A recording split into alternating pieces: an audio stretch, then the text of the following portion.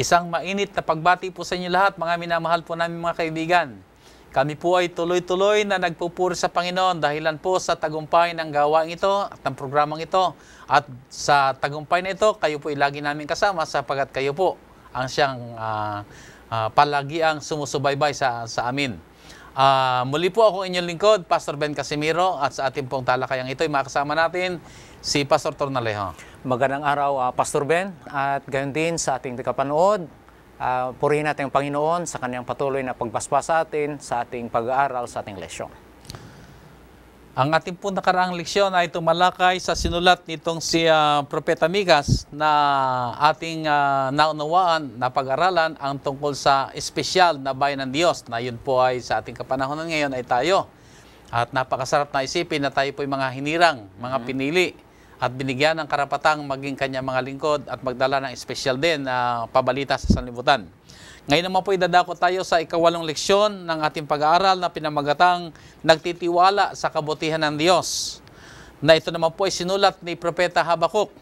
Sa leksyong ito ay maunawa natin na ang Diyos ay bukas sa kanyang pakikipagtalastasan sa ating lahat. Sa nagnanais na magpahayag, malaya po natin sabihin ang lahat natin gusto sabihin sa Diyos. At hindi mapag-aaralan na ang ating pagtingin sa Diyos ay nagbibigay ng pag-asa at lakas. Na kung ano man ang ating kinakaharap ay tumingin tayo sa Panginoon, makakasumpong tayo ng inspirasyon.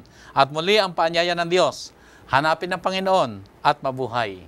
Bago po tayo magpatuloy, ay muli po anyayahan natin ang Banal na Espiritu. Siya pong tanging pumatnubay sa ating kaisipan, samantalang ating pag-aaralan ang kanyang banal na salita. Tayo po'y manalangin, Pastor. Tayo po'y manalangin. Banal naming Ama, makapangyarihan sa lahat, narito po muli kami, nagpapasalamat sa pagkakataon na ibinigay mo sa amin na kami ay makapagpatuloy sa aming pagtalakay, sa aming leksyon.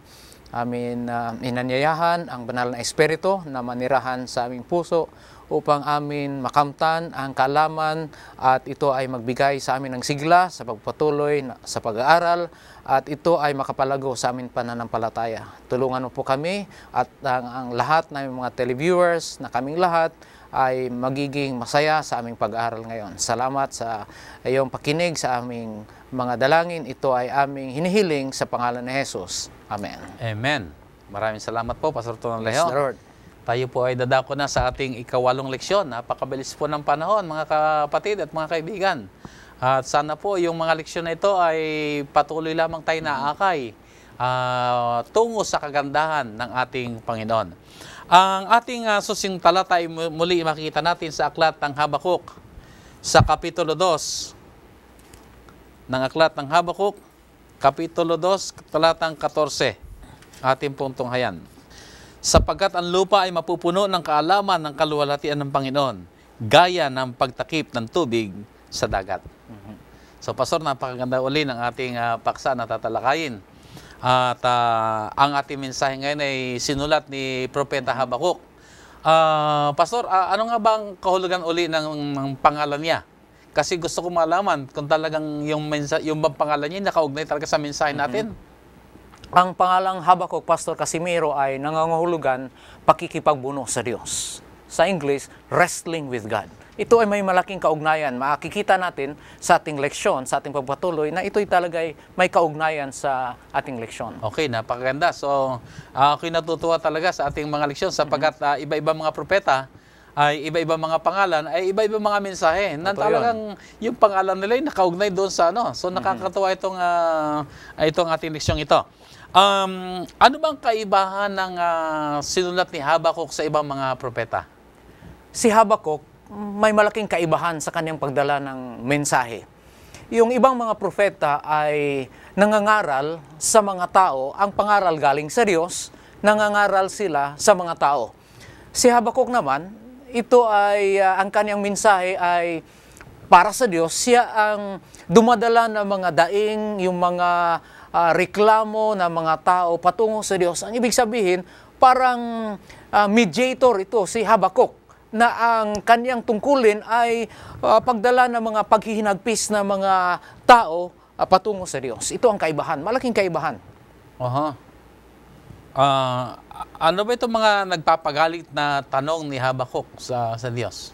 Ito ay ating matutunghayan sa Habakkuk chapter 1 verses 1 to 4.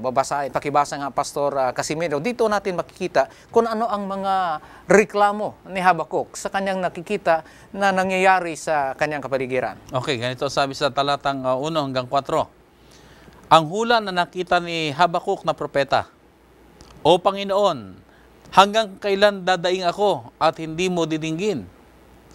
Ako'y dadaing sa iyo dahil sa pangdadahas at hindi ka magliligtas. Bakit pinagpapakitaan mo ako ng kasamaan at yung pinamamasdan ang kasamaan? Sapagkat ang kasiraan at pangdadahas ay nasa harap ko at may pakikipaggalit at pagtatalong bumabangon. Kaya't ang kautusan ay natitigil at ang katarungan ay hindi lumalabas kailanman, sapagkat kinukulong ng masama ang matuwid.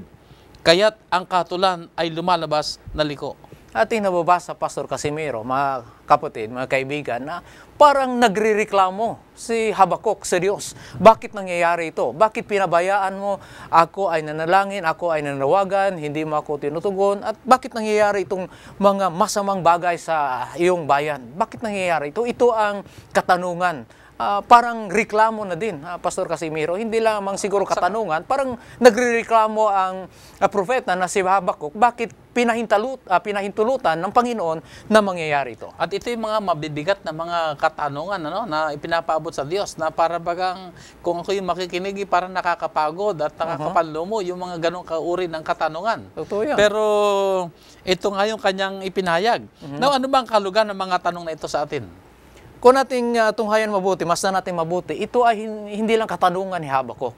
Di ba, minsan katanungan din natin ito, mga kapatid, mga kaibigan. Marami tayong mga bakit, Panginoon, bakit?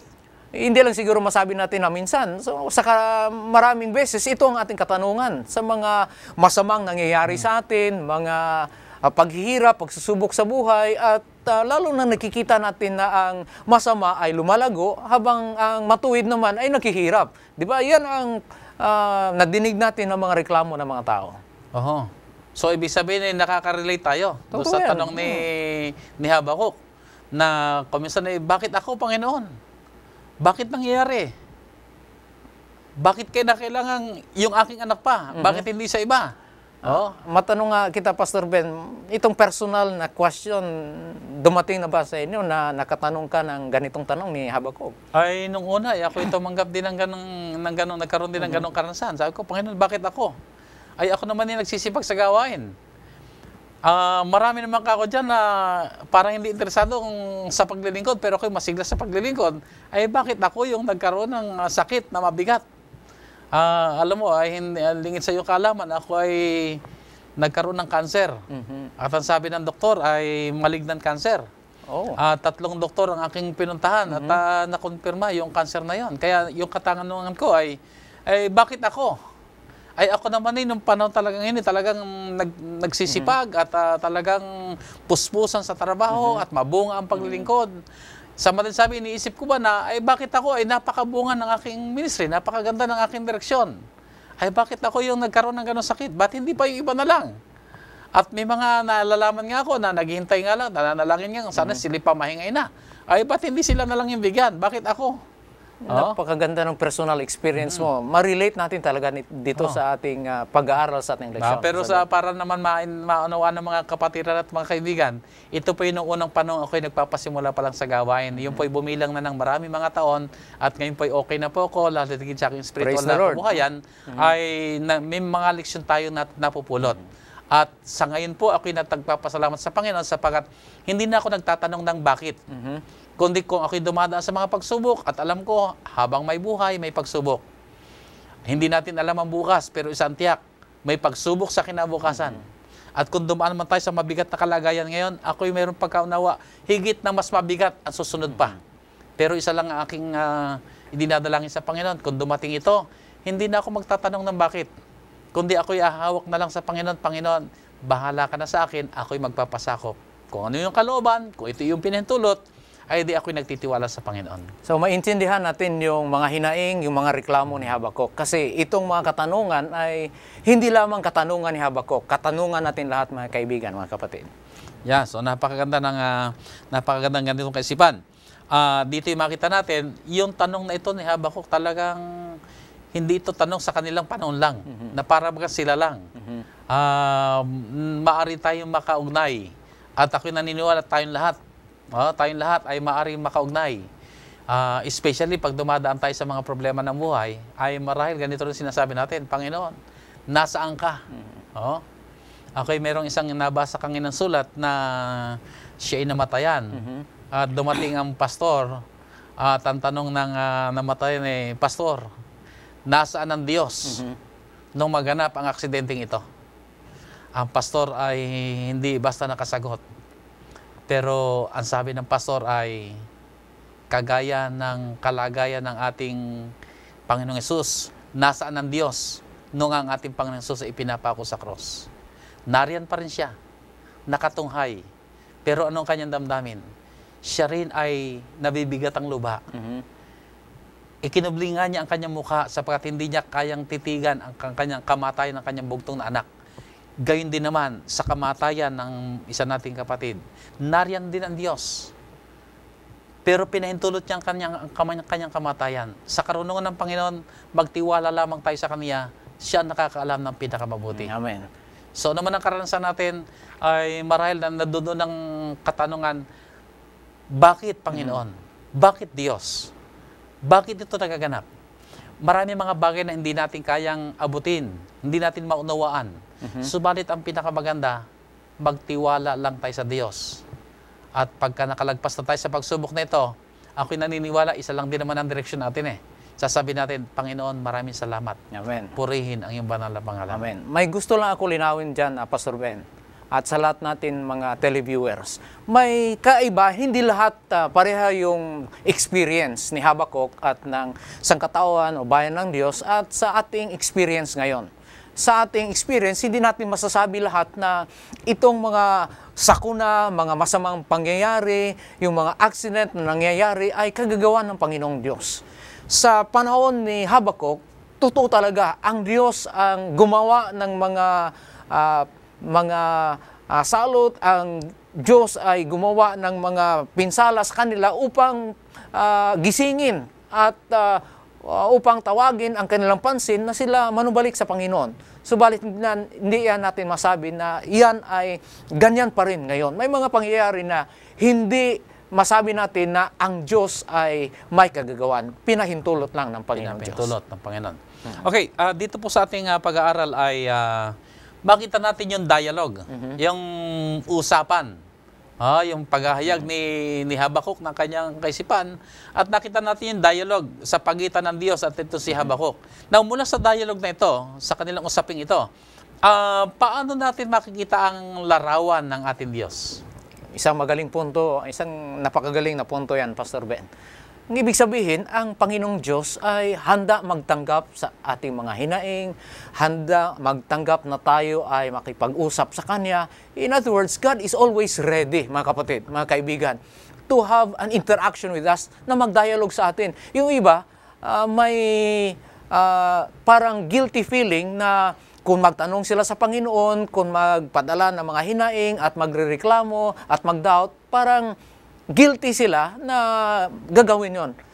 Subalit dito makikita natin sa kasaysayan ni Habakuk na ang Panginoong Diyos ay handang-handa makinig sa ating mga hinaing, sa ating mga reklamo. Ibig sabihin nito, Pastor, ay wala tayong dapat ipangamba kung tayo man ay maghinga ng ating mga sama ng loob o kung ano man ang kinikimkim natin sa ating kalooban, ihingan natin ito. Huwag tayong mangamba, huwag tayong matakot na baka magdamdam ang Diyos o baka siya magalit o baka sabihin na yan na wala akong panahon dyan. Wala tayong dapat alalahanin ganoon. Sapagat ang pag-ibig ng Diyos ay higit na mas malaki kaysa lahat ng problema ang maaaring bumangon sa mundong ito.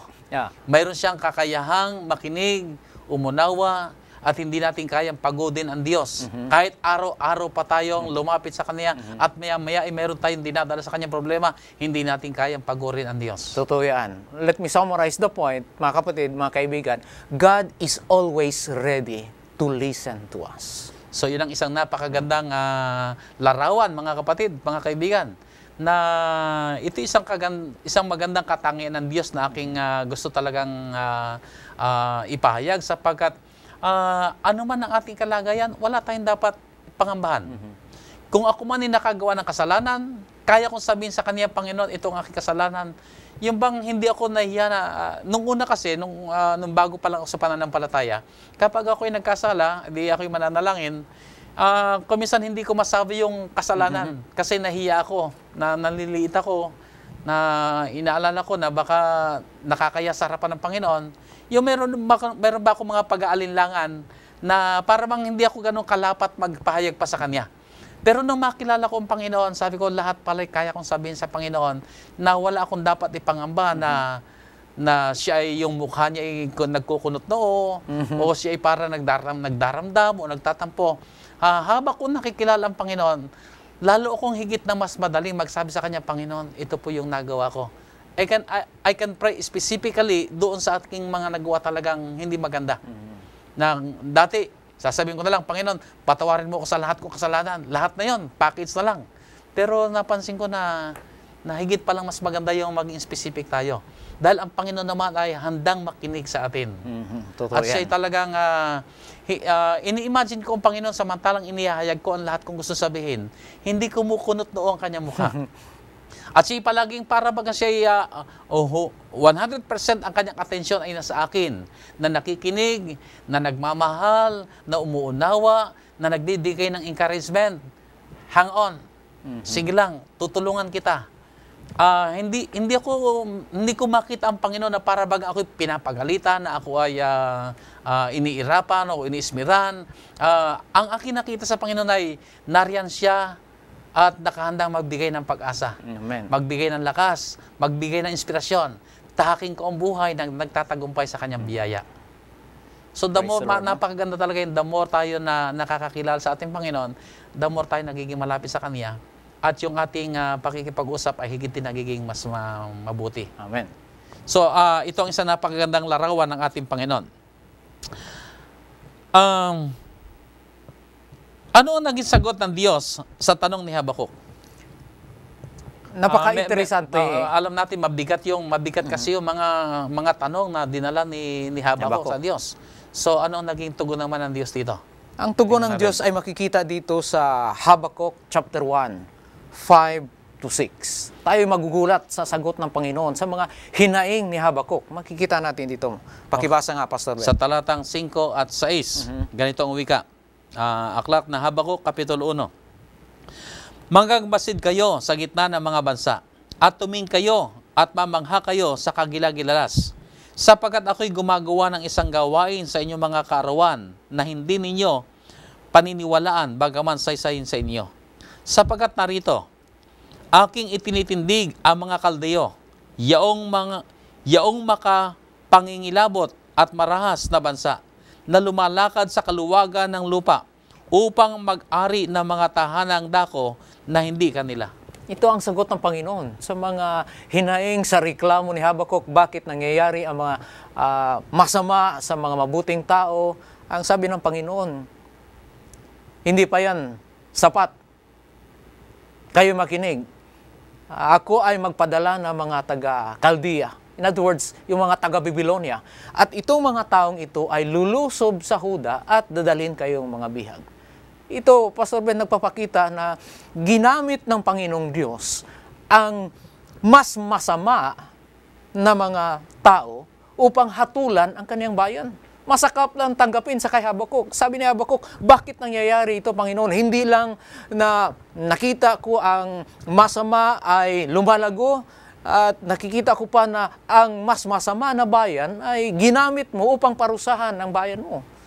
Yan ang sabi ni Habakuk dito. So para ba sinasabi ng Panginoon dito na yung nakikita ay hindi pa talaga yan yung higit na mas matindi. Ang mas mahirap ay darating pa. Totoo yan. So anong nakita mo na mensahe rito ng Panginoon? Sa practical application, Pastor Ben, mga kapatid, mga kaibigan, sa atin, pag masabi natin, makikita natin na naghihirap ang mabuti, lumalago ang masama, at makikita natin na ang nagpapahirap sa atin, ang mga masama, masabi natin na that is a form of injustice. Hindi natin yan matanggap. Hindi yan makatwiran. Yan ang dagdag na reklamo ni Habakuk. Bakit, Panginoon, ginagamit mo yung mga tao na mas masama upang parusahan ang bayan mo? So makikita natin na yung ireklamo ni Habakuk ay parang makatwiran, di ba? Pastor Ben, sa ating practical na application, sino kaya ang hindi magreklamo ng pangyayari kung ganyan ang makikita niya? Mabigat na karanasan talaga. Dito sa ating pag-aaral sa aklat ng Habakuk ay merong napakahalagang talata na kailangan natin marahil na mapagtuunan ng pansin. Ito yung makita sa aklat ng Habakuk, Kapitulo 2. Sa talatang 2 hanggang 4. Marahil aking mo nang babasahin. Okay. Kapitulo 2 ng Habakuk, sa verse 2 hanggang verse 4. At ang Panginoon ay sumagot sa akin at nagsabi, isulat mo ang pangitain at iukit mo na malinaw sa mga tapyas na bato upang makatakbo ang bumabasa niyaon. Sapagkat ang pangitain ay sa panahong takda pa at nagmamadali sa pagkatapos at hindi magbubulaan. Bagaman nagluluwat ay hintayin mo sapagkat walang pagsalang darating, hindi magtatagal. Narito, ang kanyang kaluluwa ay nagpapalalo, hindi tapat sa kaniya. Ngunit ang ganap ay mabubuhay sa pamamagitan ng kanyang pananampalataya. Pananampalataya. Sabi ng Panginoon, ang tugon ng Panginoon sa lahat ng mga katanungan ni Habakuk. Have faith. Pananampalataya. May mga bagay na hindi natin maunawaan. May mga bagay na hindi natin ma-explain, mga kapatid, mga kaibigan. May mga pangyayari na dumarating sa ating buhay, mga pagsubok, mga paghihirap. Hindi natin yan mapailiwanag. Ang sabi ng Panginoon, have faith.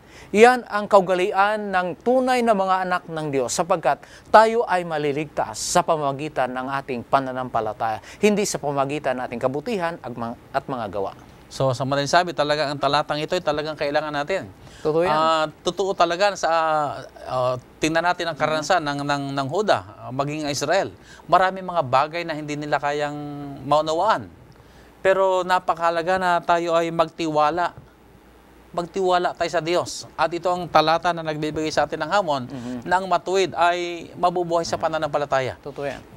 Kung dumaraan man sa ganitong pagsubok ang bayan ng Diyos, ay ito yung hamon ng ating Diyos na ang matuwid ay mabubuhay sa pananampalataya. Tayo ay ipawalang sala, Pastor Ben, sa pamamagitan ng ating pananampalataya. Masasabi natin na ang mensahe of salvation through faith alone, dito natin makikita sa lumang tipan din. Hindi lang sa New Testament. Dito din natin makikita na sinasabi ni Propeta Habakuk na ang pananampalataya natin sa Panginoon ang magbigay sa atin ng kaligtasan. Pastor, naalala ko, ito ay isang magandang turning point ito ng aking buhay. Bago ako naordinahan noon, ako ay may karansa na nagtatampo ako sa Panginoon. Pag meron akong hinihingi sa Kanya at hindi binigay, madali ako magtampo sa Kanya. Sasabihin ko lang halimbawa, Panginoon, nagbibigay ako ng tithe, nagbibigay ako ng offering. Ay, yung mga yan, hindi nagbibigay yan. Ba't siya binigyan mo? Ako hindi. Ba't siya binigyan mo sa sakit? Ako wala. Ay talagang hinihingi ko talaga at ipinipilit ko. Kuminsan ay meron akong tendency na sabi ko parang ayaw ko munang manalangin kasi hindi mo naman binibigay yung kahilingan ko. Yung man nagtatampo. Pero salamat na lang sa Panginoon na siya rin ang gumawa ng daan upang ako'y lumago at aking nanawaan na hindi lahat ng mga bagay ay maaaring ibigay niya sa akin. Ako'y nagpapasalamat sapagkat ang aking asawa ay isang babaeng makadiyos. Praise the Lord. At siya ay punong-puno ng karunungan din.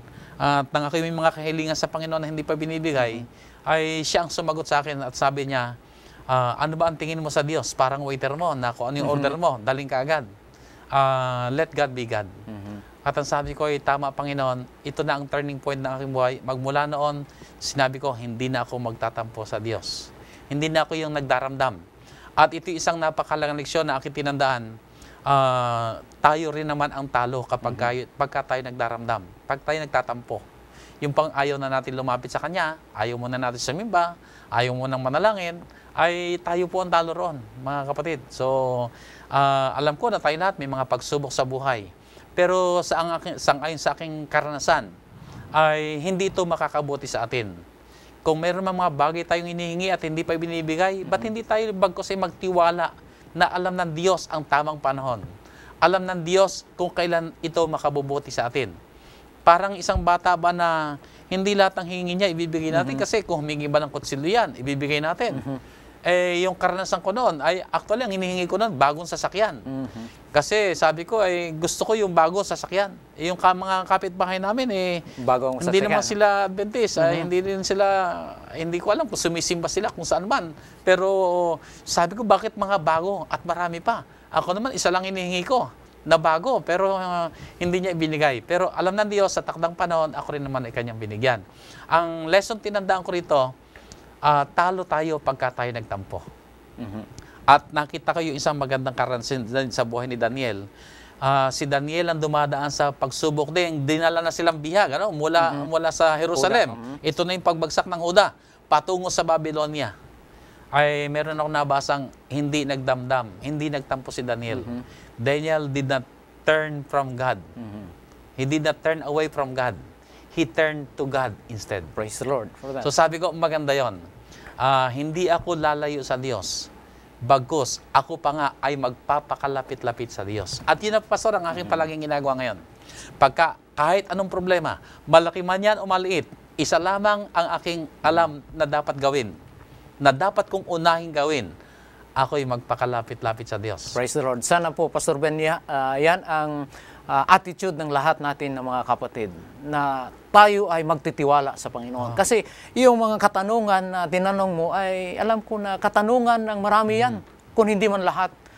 Napakagandang bagay ang ipinalabas mo kanina na dapat tayo ay magtiwala sa Panginoon. Tiwala. Sapagat hindi naman natin nakikita ng kabuuan na lahat ng mga panukala ng Panginoon. Pero kung mayroon tayo kagad na mindset na God is for us, ang Diyos ay palaging nariyan para sa atin, at ang kanyang hangarin lang naman ay talagang ikabubuti natin, bakit hindi tayo maakay na magtiwala pa sa Diyos? Amen. Ako ngayon madalas na nalalangin din, sabi ko, Panginoon, kako, hindi ko alam ang bukas. Kung may mas malaki pang problema darating, okay lang. Sapagat alam ko, nariyan ka at hindi mo ako pababayaan. Hindi nakako ako magtatampo sa iyo. At yun ay nire-remind ko rin sarili ko, nire-remind ko Panginoon, Panginoon, tulungan mo lang ako sa iyong biyaya. Ayoko na magtampo sa iyo. At kung ano man ang ipapahintulot mong problema darang sa aking buhay, isang aking tiyak, I will come out of this trouble, of this problem, a better person. Amen. Higit na mas magiging mabuti ako. Kaya sabi ko, kung nakikita mo na ako'y kailangan dumaan sa prosesong ito, sa pagsubok na ito, bahala ka. Dahil alam ko, may maganda kang panukala. Dahil hindi ka magpapahintulot ng anumang pagsubok o problema nang walang katuturan. Kung meron siya ipapahintulot na pagdaanan kung suliranin, isang aking tiyak doon, may maganda siyang panukala. At lalabas ako sa pagsubok na ito, higit na mas mabuting lingkod ng Diyos. Praise the Lord. Pastor, ano naman ang naging tugon ni Habakuk sa sagot ng ating Diyos? Makita natin dito ang isang magandang ugali ni Habakuk. Makikita natin sa Habakuk chapter 3, 17 to 19, kung ano ang kanyang reaction sa sagot ng Panginoon sa kanyang mga reklamo. Okay, dito sa Habakuk 3, 17 hanggang 19, sapagkat bagamat ang puno ng igo sa hindi namumulaklak, ni magkakaroon man ang bunga sa mga puno ng ubas, ang bunga ng olibo ay maglilikat, at ang mga bukid ay hindi magbibigay ng pagkain. Ang kawan ay mahihiwalay sa kulungan at hindi na magkakaroon ng bakahan sa mga silungan. Gayon may magagalak ako sa Panginoon. Ako'y magagalak sa Diyos ng aking kaligtasan. Si Jehovah na Panginoon, siyang aking lakas, at ginagawa niya ang aking mga paa na gaya ng sa mga usa, at ako'y palalakarin niya sa aking mga mataas na dako. Sa pakikidialog ni Habakuk sa Panginoon at sa mga sagot ng Panginoon sa mga reklamo ni Habakuk, hindi lahat ng mga katanungan ni Habakuk ay natugunan. Subalit ang sabi niya, kahit anong mangyari, ang kanyang pagtitiwala sa Panginoon ay manatili. Dito makikita natin sa ating mga talata na binasa na ito ang kabuhayan ng mga Israel ay nakasalang dito sa kanilang agrikultura. Sinasabi dito ang mga puno ng kahoy ay hindi magbubunga, ang mga bukid ay hindi magbibigay ng pagkain, walang ani. Subalit sabi ni Habakuk, ako ay manatiling nagtitiwala sa Panginoon. Napakagandang attitude ng isang alagad ng Diyos. Yeah, napakaganda niyan. Ako'y minsan pang na-touch doon, ano? Kasi yun talaga ang napakaganda nating gagawin. Tayo gumawa ng pasya. Ano man ang mangyari.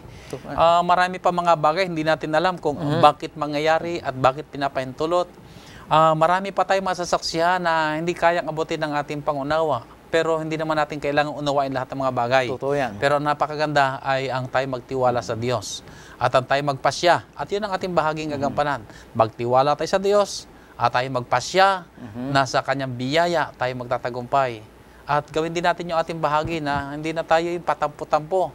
At hindi na tayo yung parang madaling maging masaktan. Tayo po ay magkaroon na ng pag-iisip na ano man na mangyari, ako yung magtatapat sa Panginoon hanggang sa wakas. So, Pastor, anong iyong huling mga pananalita sa ating televiewers? Sa pangwakas, sasabihin ko sa ating lahat na mga kaibigan at mga kapatid na kagaya ni Habakuk, sana ang attitude natin ay may pagtitiwala sa Panginoon. Walang kupas na pagtitiwala sa mga bagay na dumarating sa ating buhay, mga pagsubok, mga paghihirap, mga pangyayari na hindi natin kaya ipaliwanag. Yan ang ating kailangan. Pagtitiwala. Hindi ibig sabihin na blind faith. Alam natin na ang Panginoon, ang hangarin ng Panginoon sa ating buhay ay tayo maglago, tayo maging tagumpay, tayo ay maging masaya sa ating pagkakristyano. Subalit may mga pangyayari na hindi talaga natin kayang ipaliwanag. Kagaya ni Habakuk, aking hinikayat ang ating lahat ng mga kaibigan na sana ang pagtitiwala sa Panginoon kahit anong mangyari ay manatiling matatag.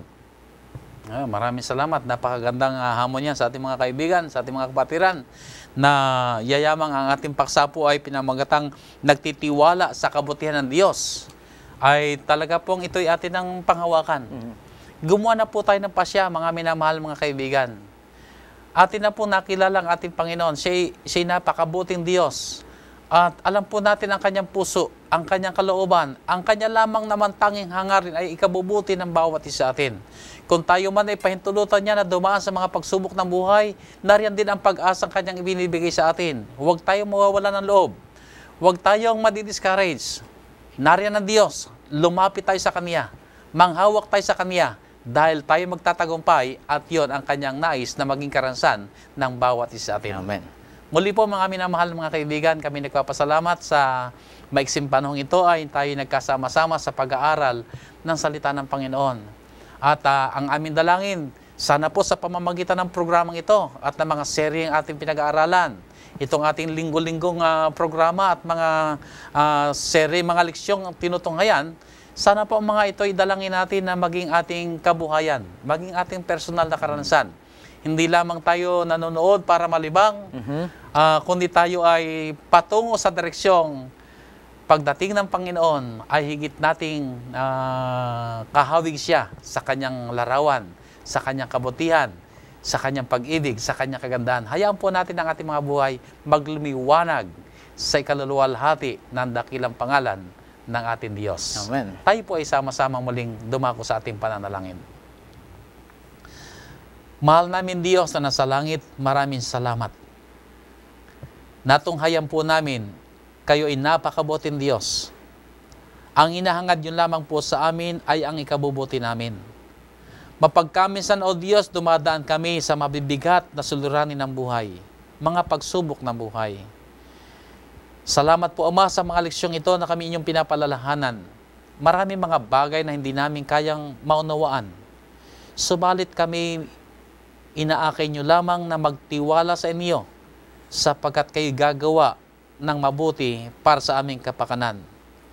Ama, kami namamay sa inyo, dagdagan pa po ninyo ang inyong biyaya na kami po, Panginoon, ay maakay pa na magtiwala sa inyo sa araw-araw.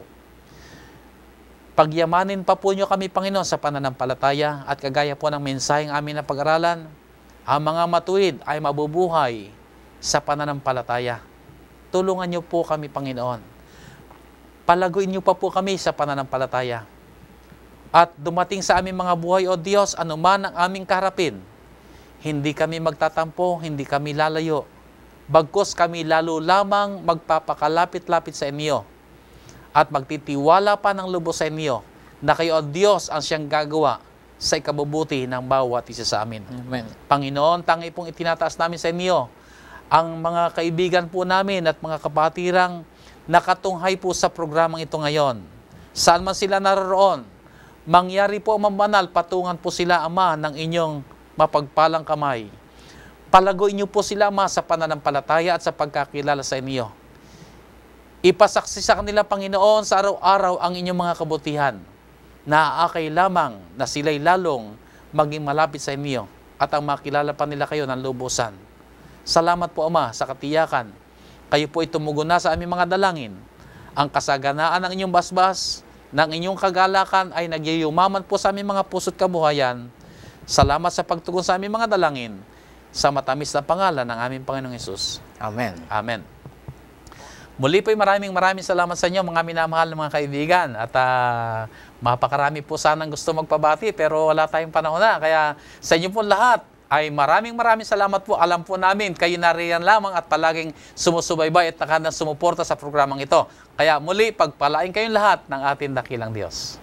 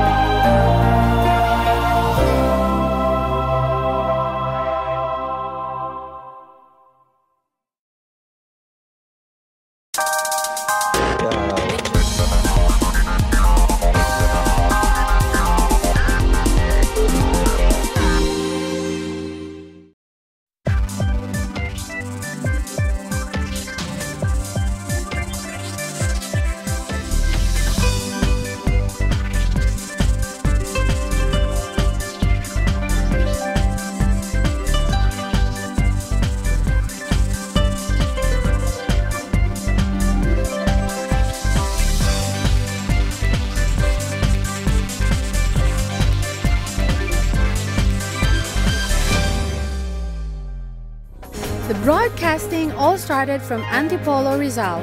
Back then was Channel 45. Hope Channel Philippines Luzon embraced the challenge of the television ministry at North Philippine Union Conference on December 2011. It airs 6 regular wholesome programs, 5 hours every day to bring the families of Luzon closer to the Lord. But it has not been that easy. The beginning of a modern ministry came to life when people with the same passion for God's work gathered and started planning for the ministry. That time they thought it would be impossible. Ating yung kaisipan na tayo ay maglulunsad ng TV ministry o yung pamamahayag sa television mula sa mas mataas nating panguluhan sa Southern Asia Pacific Division. Sa matuling sabi, kakailanganin ng napakalaking halaga at napakalaking pamamaraan upang ito po ay ating maipagpatuloy. Kaya nang ito'y tanggapin ng tatlong unyon, lalong-lalo na dito sa North Philippines, inisip natin saan tayo maglalagay ng studio? Kaya sa pagluhod sa panalangin, sa pag-aaral ng mga yung available na resources natin, pinagtibay ng Panguluhan ng North Philippine Union Conference na dito sa ikatlong palapag ng headquarters ilagay ang studio. Mababa, masikip, parang hindi papasa na studio. No? Pero sa ganung paraan, naniniwala tayo na mayroong pangunguna ang Panginoon kung kinakailangan mailunsad dito sa lalong madaling panahon. No? So sa lalong mabilis na kaparaanan, pinasimulan na ang pagre-renovate. Humarap tayo sa problema na kung kinakailangan i-renovate ito, mangangailangan pa tayo ng building permit. No? Pero alam niyo ang Panginoon, siya rin ang maglalagay ng mga kaparaanan sa tamang panahon kung ito'y kalooban niya. But after a series of hard work and sleepless nights, little by little, the Lord performed on His faithfulness and proved everyone that indeed, to Him, nothing is impossible. What is a volunteer? There's a lot of meanings to this word that these people can give. Volunteerism is all about dedication. It is about your passion. It is about your heart. A volunteer is someone who is willing and has dedication to do God's work, has passion to deliver, and has a heart of service. Alam nyo, kung ang pag-uusapan ay volunteerism, may nauna po sa atin eh. At yan ay walang iba kundi ang ating Panginoong Hesus. Siya ay nagkusa na siya ay pumunta dito sa atin upang sa pamamagitan ng kanyang pagkukusang yun, matugunan ang pangangailangan na malaki ng tao. Malaki ang hamon sa atin at sa maraming pagkakataon, nakikita natin naman yan, naunawaan natin, wala tayong sapat na kakayanan may kinalaman sa pananalapi. Alam natin tayo nagtitiwala na ang Panginoon ay siyang magbibigay sa atin ang ating pangangailangan. Pero sa kapanahonang ito na marahil sinusubok ng Panginoon ang ating pananampalataya at hindi natin alam kung kailan tayo magkakaroon ng sapat na kakayanan sa pananalapi sa gawain ito upang ang gawain ito ay mabilis nating mapalaganap at matapos ang ipinagkaloob sa atin na tungkulin ng ating Panginoon na walang iba kundi ang pangangaral ng Ebanghelyo. Alam na Diyos kung saan naroon ang inyong puso. Bilang voluntaryo sa Hope Channel Philippines, una, ako'y nagpapasalamat sa Panginoon ako ay napabilang dito.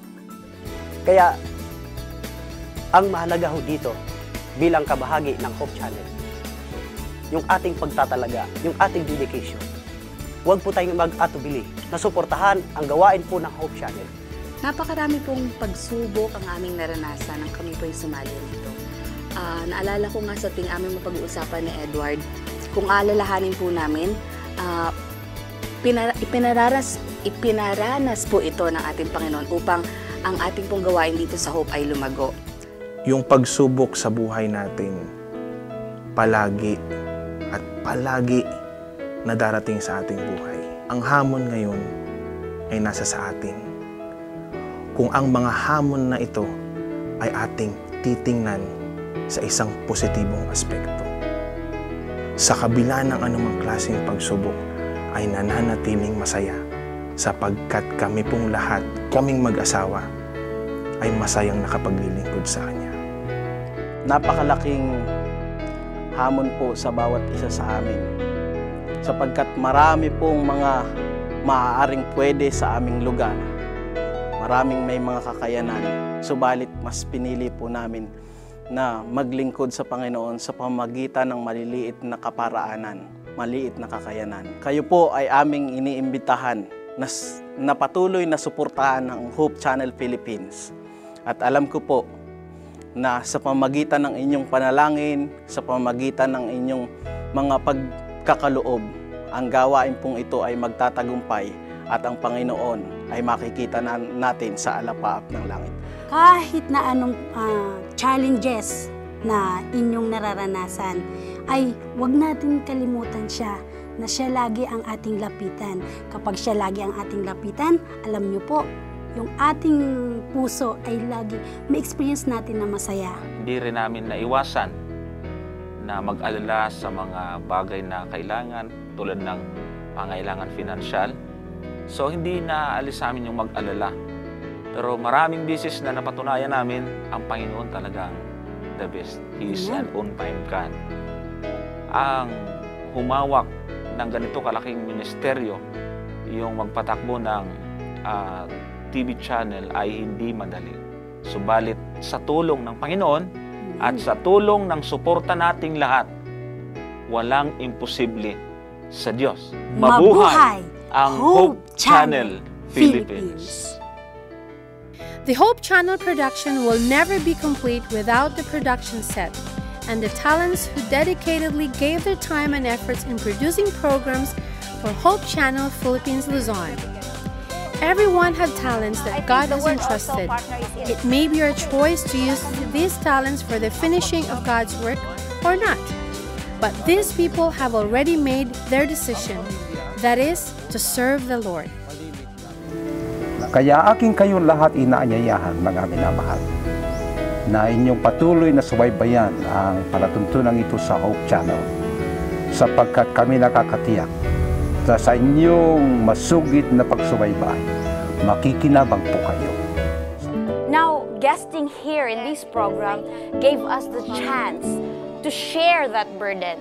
So I could say that it has lifted us spiritually. So it has helped us a lot.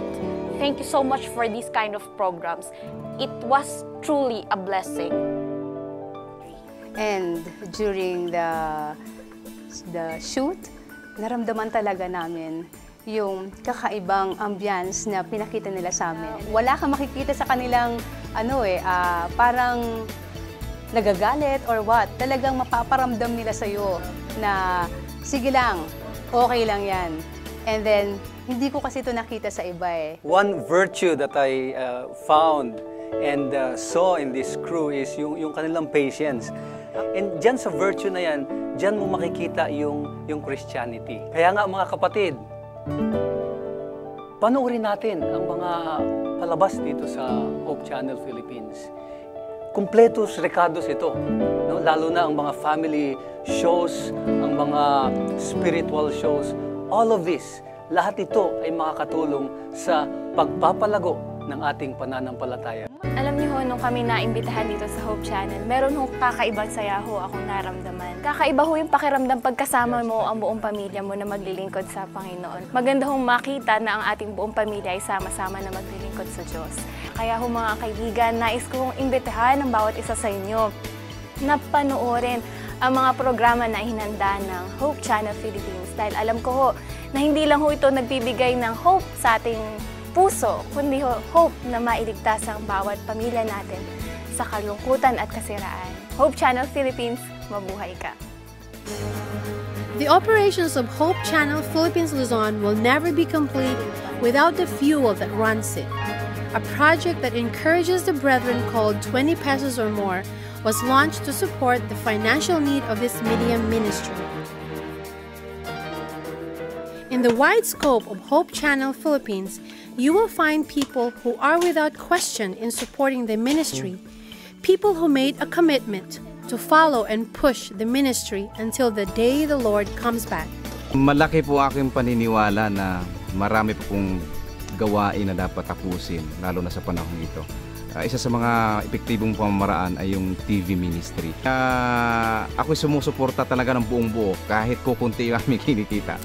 Mayroon kaming inilaan para po masuportahan po itong programang ito kasi naniniwala po ako kahit ako mga ngaral din, mayroon pong mga lugar na hindi namin kayang mapuntahan at ito'y mapupuntahan po sa TV ministry.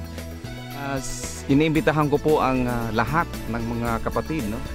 Kung saan man kayo ngayon, kung taga saan man kayo, kung ano man ang kalagayan nyo sa buhay, suportahan po natin ang TV ministry, ang Hope Channel. Malaki po ang magagawa ng Hope Channel para po sa pagtatapos ng gawain. We're very happy to let you know that the church has come up with a scheme where each member of the church could participate in the advancement of God's work through the television ministry. And this is only by way of allowing ourselves in providing finances or little contribution towards this project. The scheme of giving 20 pesos per week, which is when given in 52 months, in 52 weeks, in a month, we will come up with a sizable amount to be able to put up our own stations and would connect these stations all over the Philippines. And that becomes a network. Malaki ang ating pangangailangan sa pananalapi upang tustusan ang gawaing ito. Alam ninyo, kung tayo ay magkakaloob 20 piso linggo-linggo sa loob ng isang taon, hindi lamang 1,000 ang ating maiipon. Kung hindi, ito ay mahigit na 10 milyon. Aabutin pa nga ng mga 16 na milyon eh. And so we would request every church member to get involved into this project by envisioning some ways wherein they could be able to help in this kind of project that the church has envisioned. Kapag itong 20 pesos na ito ay nanggagaling sa ating puso at ito ay ating itinatalaga para sa gawain ng Panginoon. Ang ating 20 pesos ay malaki ang magagawa para sa gawain ng Panginoon. Maliit na halaga, subalit maraming kaluluwa ang madadala sa paanan ng ating Panginoon. Maliit na halaga, subalit may liwanag na madadala sa kadiliman ng sanlibutan. Kaya't ako'y naniniwala na kung ito'y ating susuportahan, ang pagdating ng Panginoon ay para na rin nating napapadali. Akin pong sinusuportahan ang gawain ng Hope Channel sapagkat ang gawain na ito maraming kaluluwa na madadala sa paanan ng ating Panginoon sapagkat napakahalaga ang kaligtasan ng isang tao. Kaya mga kaibigan at mga kapatid, akin ko po kayong iniimbitahan na suportahan ang gawain ito ng Hope Channel. Ang pabalitang ito ay mapaabot sa mga tao upang tanggapin din nila ang ating Panginoong Jesucristo bilang kanilang tagapagligtas. Bawat 20 piso na ipagkakaloob mo, dadalhin sa impapawid sa loob ng bawat tahanan ang isang pag-asa na hindi masusumpungan sa anumang bagay.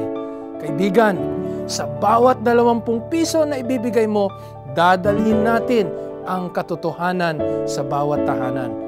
At sa bawat 20 piso, mag-asawa na lalong paigtingin ang pagmamahalan. Sa bawat 20 piso, maililihis natin ang maraming tao sa tiyak na sakit at kamatayan. Sa bawat 20 piso, ihahatid natin ang tunay na pabalita ng pag-asa sa tahanan. Ano pa kaya kung hihigitan natin ito? Tunay na lalong mas marami ang makikinabang sa pabalita na dala natin sa bawat programa dito sa Hope Channel. Kaibigan, dalangin mo na lalo kang bibigyan ng Panginoon sa bawat pagnanais mong makatulong, sa bawat pagnanais mo na makapagbigay, dadagdagan ng Diyos ang iyong maaring ipagkaloob sa Kanya.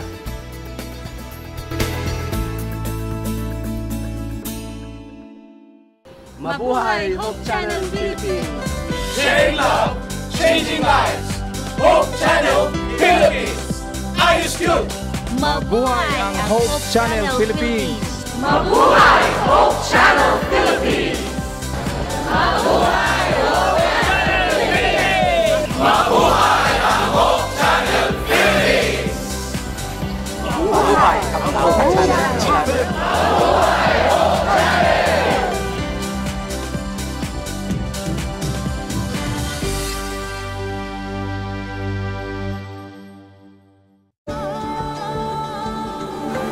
Family-friendly, global vision, and a holistic approach to thinking and living, unlike any other media source on the planet.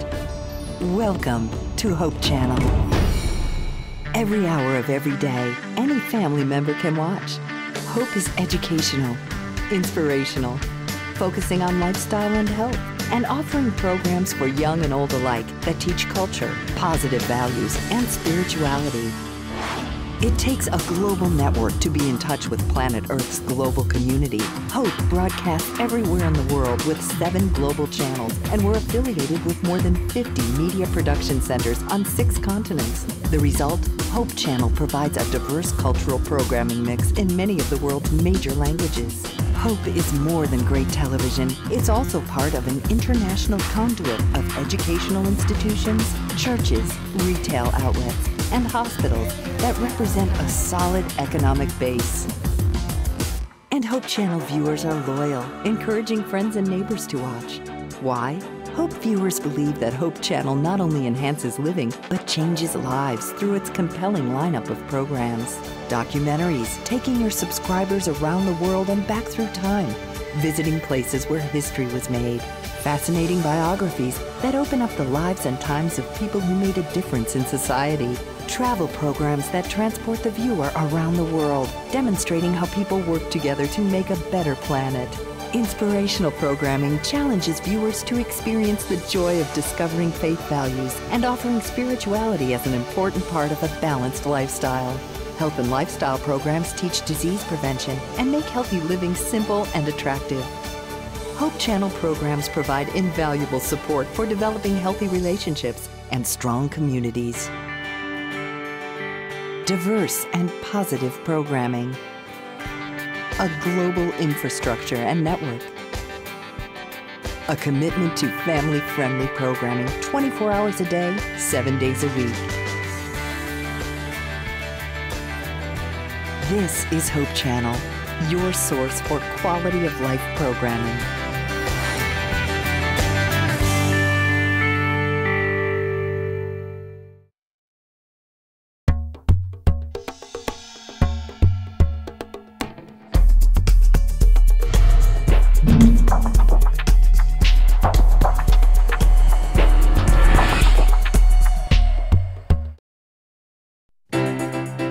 From the 7,107 islands of the Philippines comes our sun-kissed warm congratulations to Hope Channel's newest milestone. We are proud to be a part of the Hope Channel team. This is the Lord's work. He will carry us through. And Team Philippines is with you all the way. Worldwide Ministry of the Hope Channel. Mabuhay!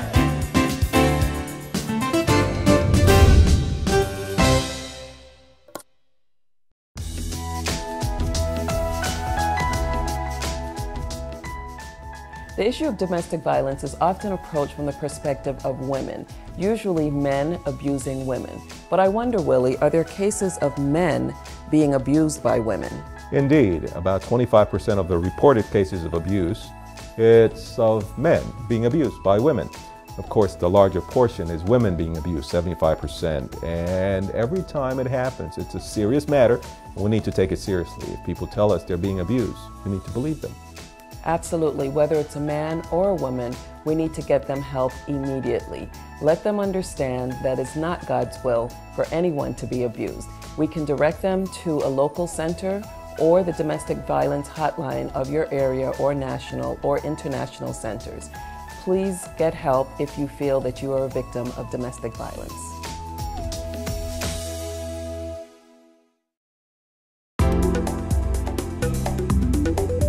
Are you taking more and more of a particular substance to feel good? Are you suffering the chills of getting headaches when you don't have that substance? Are you taking more and more of it than you ever intended to? Have you tried to decrease or stop using or failed? Are you avoiding your friends, co-workers and family because you're embarrassed? Are you still using even though you know the substance is damaging to your health? If you answer yes to 3 or more of these criteria in the last 12 months, you might have an addiction problem. Be brave. Check these against yourself and be honest with yourself as you answer the questions. You may be avoiding the situation, you may be in denial of the situation. On the other hand, you may need to take steps to break the habit. Poverty, illiteracy, woman's workload, abuse. For every woman in need, there is comfort and relief. For every woman who needs healing, there's victory. For every woman in the world, there is a call to minister. Reach out, get involved. If we touch a heart, we can tell the world. You are cordially invited. Every Saturday, Seventh-day Adventists around the world meet together to worship God, and we invite you to join us in Sabbath worship. The first part of our worship service focuses on in-depth group Bible study. We call this the Sabbath School. The Divine Worship service features the Bible preaching service led by the pastor or a local elder. The entire service features prayer, enthusiastic singing, music, and fellowship. We extend a warm invitation for you to join us.